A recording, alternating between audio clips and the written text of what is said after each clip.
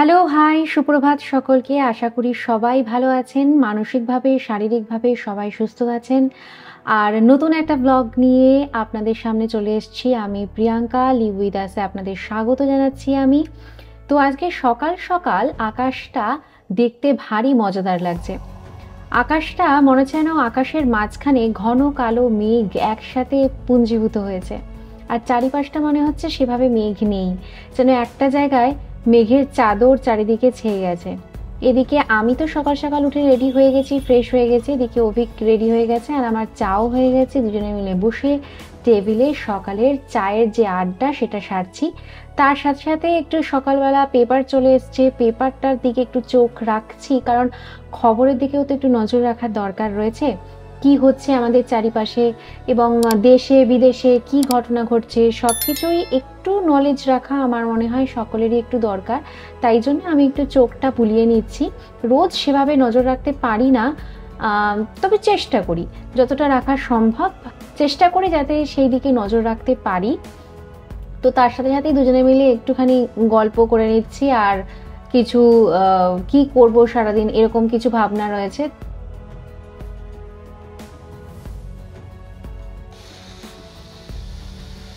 আজকে আমাদের ব্রেকফাস্টে রুটি হয়েছিল সাথে তরকারি, কিন্তু আমার আর অভিকের খুব একটা রুটি খাওয়ার ইচ্ছা ছিল না আজকে, সেজন্য একটা স্মুদি বানিয়ে নিয়েছি কলা দিয়ে আর ছাতু দিয়ে, তার সাথে সামান্য একটু চিনি নিয়ে নিয়েছি আর সেটা দিয়ে একটা স্মুদি বানিয়ে দিয়েছে অভিক। ভীষণ ভালো খেতে হয়েছিল। যে কোনো দিন তোমরাও ট্রাই করতে পারো, কারণ সকালবেলা না সবসময় একই রকম বা একঘেয়ে খাবার খেতে ইচ্ছা করে না। আর তার উপর গতকাল রাতে আমরা একটু ভারী খাবার খেয়েছিলাম, ঠিক সেই কারণেই আজকে সকালবেলা ভাবলাম একটু হালকা কিছু খাবার খাই। তো স্মুদি সে তার জন্য একদম একটা ভালো অপশন বলা যেতে পারে। এই ব্রেকফাস্ট সারার পর আমি একটু চলে গেছিলাম আমাদের পিছনে এই যে গাছ হয়েছে একটা কুমড়ো গাছ, আর সেই কুমড়ো গাছে অনেক কুমড়ো ফুল ফুটেছিল আজকে। তো সেই কুমড়ো ফুলের এই বড়া খাবো এটা ভেবেই গেছিলাম ফুল তুলতে। ফুলটা তুলে ঘরে এসেছি, ঠিক সেই সময় বাড়ির বড়দের নজরে পড়লো যে বাগানে একটি সাপ দেখা গেছে। এটা হচ্ছে দাঁড়াস সাপ। মাঝে মাঝেই দেখা যায়, তারা আসে এবং তারপরে তারা চলে যায়, কাউকে কোনো ক্ষতি করে না। বলে বাস্তু সাপ, বড়রা তো তাই বলে, কাউকে কোনো ক্ষতি করে না। ওরা এরকম আসে, হয়তো খাবারেরই খোঁজে বেরোয়, তারপরে চলে যায়। এই সময়টা আমরা একটু ক্যাপচার করে রাখতে পেরেছি, সেটাই তোমাদের সাথে একটু শেয়ার করে নিলাম। একটু ভয়ও লাগে জিনিসগুলো দেখলে এই প্রাণীদের, কিন্তু যদিও ওরা কাউকে সেরকমভাবে কোনো ক্ষতি করে না সেটুকুই জানি, সেটাই তোমাদের সাথে একটু শেয়ার করলাম। এই সমস্ত কাজ সারতেই আর এগুলো দেখতে দেখতেই আমার বেশ বেলা অনেকটা গড়িয়ে গেছে। তার সাথেই নামলো বৃষ্টি, অঝোরে বৃষ্টি নামলো। তারপরে বৃষ্টি যখন থামলো তখন আমি আর অভিক বেরিয়ে পড়লাম একটুখানি। বেশ খানিকটা কাজ ছিল বলতে আমরা ওই মাসকাবাড়ি মাল কিছুটা আনতে গেছিলাম। কিছু জিনিস আনার ছিল আমাদের, তার জন্য আমরা দুজন বেরিয়ে পড়েছিলাম।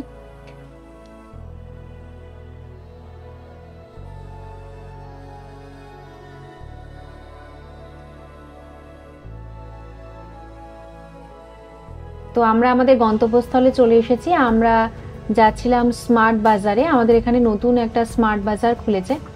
তো এবার ভাবলাম এখান থেকে একটু মাসকাবাড়ি বাজার কিছু করে নিয়ে যাই। প্রত্যেকবারই রাস্তা দিয়ে যাই যখন, তখন এটা দেখতে পাই, দেখি খুব ভীষণ ভিড়ও রয়েছে।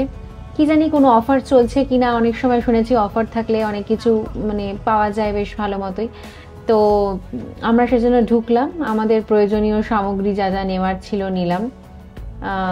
এদিকে চাল, ডাল, চিনি এই সবেরই অপশান এই পোর্শনটায় ছিল আর কি। আমরা চাল রেগুলার যেগুলো লাগে, মসুর, মুগ, ছোলার ডাল বা অড়হর ডাল, এইসব যা যা লাগবে সেগুলো আমরা নিয়ে নিয়েছি। আর তারপরে সেই কাউন্টার থেকে আমরা চলে গেলাম অন্য জিনিসপত্রগুলো নেওয়ার।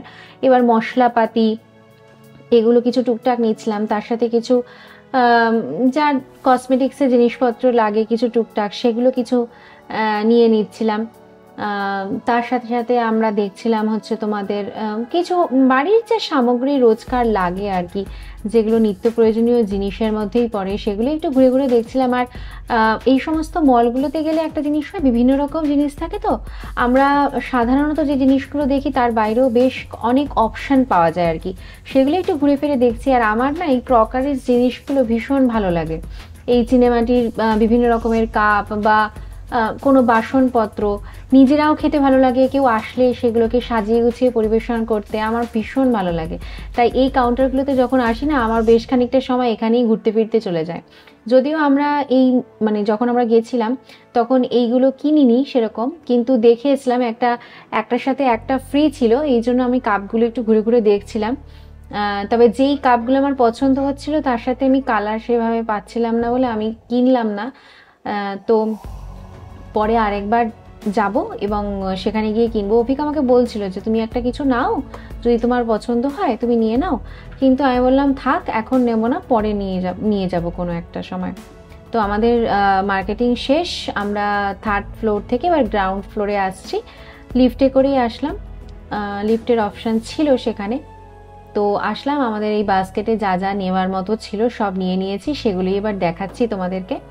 অ্যাকচুয়ালি সব বেশি জিনিস নিইনি, তার কারণ আমাদের কিছু জিনিস বাড়িতে রয়েছে, তো সব কিছু এই বিশেষ করে এই বর্ষাকালটায় না বেশি জিনিস বাড়িতে স্টোর করে রাখাটা ঠিক নয়। এদিকে বিকেলবেলার দিকটায় দেখছি আকাশ একদম পরিষ্কার, দেখো কি সুন্দর। সকালবেলা কে বলবে ওরকম ঘন কালো মেঘে ছেয়ে গেছিলো আকাশ পুরো, এখন কি সুন্দর পরিষ্কার আকাশ।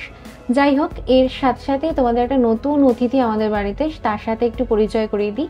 পরিচয় বলতে তোমরা অনলাইনে এই জিনিসগুলো হয়তো অনেকেই দেখেছো, এগুলো হচ্ছে এই বিভিন্ন রকম গার্ডেনে অনেকেই ইউজ করে থাকেন, এটা স্ট্যান্ড টব রাখার। তো আমি কিছু নিজেরই ইচ্ছায়, যেহেতু আমার গাছ ভালো লাগে, সেই গাছ কিছু রেখেছিলাম, তাই জন্য অভিক বলল তারাও তোমাকে কিছু স্ট্যান্ড কিনে দেবো, এতে রাখতেও তোমার সুবিধা হবে, জল দিতেও সুবিধা হবে, আর দেখতেও বেশ ভালো লাগবে, সুন্দর অর্গানাইজ পদ্ধতিতে থাকবে সব কিছু। তো এটাও আমাকে অনলাইন থেকে অর্ডার করে এনে দিয়েছে। তো আমার ভীষণ পছন্দ হয়েছে এই যে জিনিসগুলো, এগুলো তোমাদের সাথেও শেয়ার করলাম। তোমরাও কিন্তু বাড়িতে এগুলো কিনতে পারো আর সেগুলো ইউজ করতে পারো, ভীষণ ভালো লাগবে। তো আমার এই গাছের সম্ভার, যে কিছু নয়নতারা আছে, বেল ফুলের গাছ আছে, তুলসী গাছ, মিন্ট, এই সমস্ত টুকটাক অ্যালোভেরা, আমার এই গাছগুলোর সাথে বেশ খানিকটা সময় কাটাতে ভালো লাগে, তাদের কিছু পরিচর্যা করি। তো এইগুলোর পাশাপাশি এখন এই স্ট্যান্ডগুলো আমি ওপর সমস্ত গাছগুলো একটা একটা করে সাজিয়ে রাখছি। আমার ভীষণ ভালো লাগছে, এত আনন্দ হচ্ছে যখন কোনো জিনিস সুন্দর করে গুছিয়ে রাখা থাকে না অর্গানাইজ পদ্ধতিতে, সেগুলো দেখতেও কিন্তু খুব ভালো লাগে।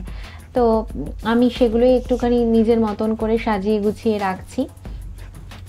এদিকে গাছেদের সাথে বেশ খানিকটা সময় কাটানোর পর আমি একটু বিশ্রাম নিয়ে নিয়েছি, তারপরে আমি লেগে পড়েছি রাতের খাবারের আয়োজন করতে। রাতে আজকে হবে রুটি আর তড়কা, সেই জন্য আমি আটা মেখে নিচ্ছি, তারপরে তড়কাটাও বানিয়ে নেব।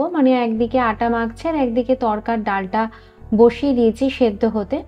তো ওটা সেদ্ধ হতে হতে আমি ততক্ষণে আটা মেখে আটাটা বেলে নেব, রুটিটা করে নেব, তারপরে তড়কার ডাল সেদ্ধ হয়ে গেলে তড়কাটা বানিয়ে নেব।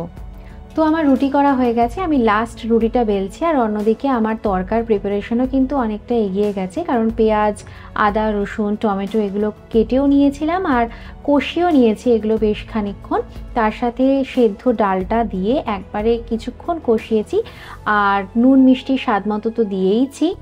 এরপর একটু জল দিয়ে আর তড়কা মশলা দিয়ে কিছুক্ষণ ফুটিয়ে নিয়েই নামিয়ে ফেলবো, তাহলেই আমার ডিনার রেডি হয়ে যাবে। আমাদের এই ব্লগটি যদি তোমাদের ভালো লেগে থাকে, যদি তোমাদের ভালো লেগে থাকে, তাহলে অতি অবশ্যই আমাদের এই চ্যানেলটিকে সাবস্ক্রাইব করে দিও, আমাদের এই ভিডিওটিকে লাইক করে দিও এবং বেল আইকনটি প্রেস করে রেখো, যাতে নতুন ভিডিও আসলে সেই নোটিফিকেশন তোমাদের কাছে চটজলদি পৌঁছে যায়। আজকের মতো গুড নাইট, দেখা হবে নতুন ব্লগে।